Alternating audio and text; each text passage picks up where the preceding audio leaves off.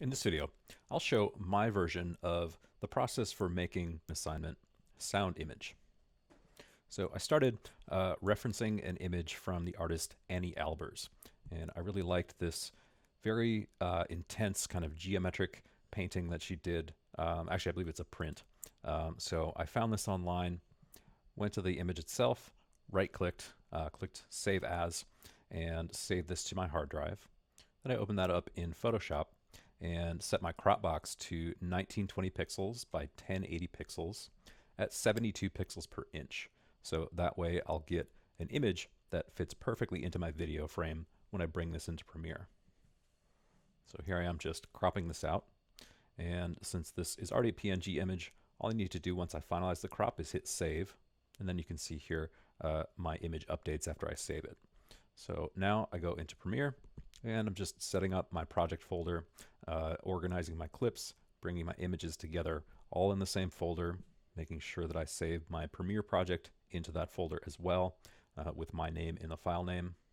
Now I'm making a new sequence using that preset that we covered in the sequences video and bringing in my image, just getting things roughed out.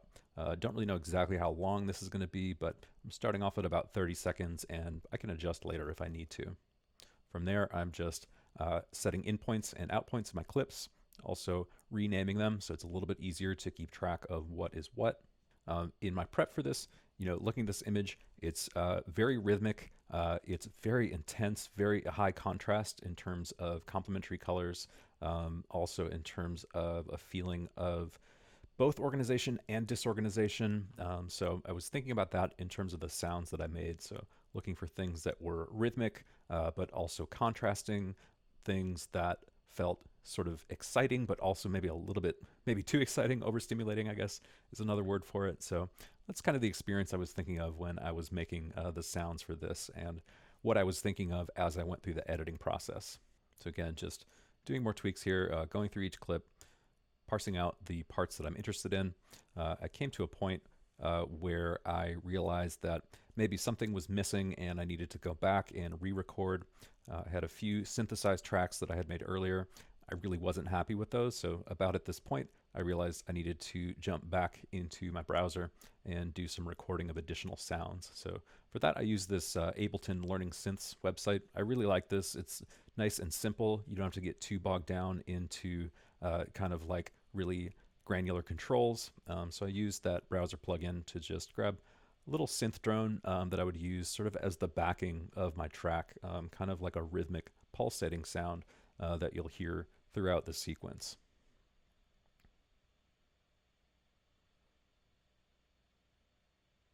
Now, as I'm playing this back, obviously it's very sped up, so you're not going to hear the real-time sounds. I have included in the demo files for this week the actual full-length version of this, both the Premiere project and the exported video file, so you can play those back at your leisure. Here, I really want to just show the overall process and my overall thought process for making this piece, rather than actually getting to play things back in real time. So from there, I'm just adjusting the gain. I'm doing that a little bit as I go, and then I'll do it again in the end. So just kind of making sure that the volume and the gain of each of my clips makes sense relative to what else is there. So that's part of what I'm looking for when I talk about the contrast. I want to make sure that that backing synth track is not overwhelming everything else, so I had to lower the gain on that. Other clips, I've had to increase the gain to make sure that they're audible. And so here I'm just going through, trying to decide what comes after what in terms of my sequence. I really took a pretty experimental approach to this. I knew some things that I wanted, again, in terms of rhythm, repetition, these feelings of contrast, these feelings of kind of excitement, but almost too much excitement. Maybe almost looping back around into like monotony. So I had some starting ideas, and I made sure to also just make observations and play the track back, or play the whole sequence back as I go through and look for opportunities of sounds sort of playing off of each other in interesting ways, and sort of maximizing that and changing my edits, changing my sequence to take advantage of those interesting contrasts and interesting combinations. So moving things around, duplicating things, just taking advantage of some of the basic editing, basic track controls that we covered this week. And even though it can sometimes get a little bit confusing to be zooming in and out and tracking back and forth and keeping track of what is where, it can really make a big difference zooming in down to the individual frame level and making adjustments that are very short but actually do end up having a really big impact in terms of what your sequence sounds like. So you can see I'm doing that here, getting the transition between those two clips to line up and not be so abrupt. So lots of playing back, lots of careful observational listening, making sure that things sound the way that I want them to, comparing one edit versus another, backtracking, undoing, redoing. It's all pretty normal part of the process. So make sure you're just being patient and being careful in terms of the edits that you're making. So another thing that I ended up thinking about in terms of the feeling of this image was sort of a contrast between natural and maybe geometric or analytical feelings in terms of, you know, something that is so almost cold and analytical like this image. It's just kind of these triangular shapes.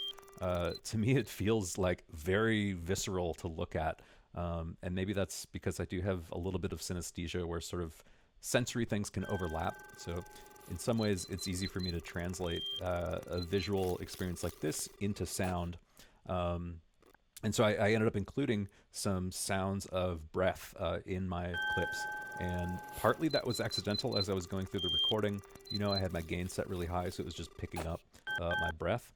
And as I went through the editing process, I realized that was really cool. I want to take advantage of it. So you'll hear that in some of my clips.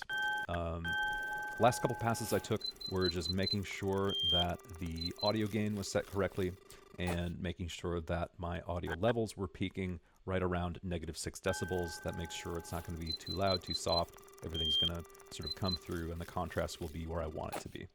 Okay, so that's my overall process for the week 14 project. Hope you have fun with this one.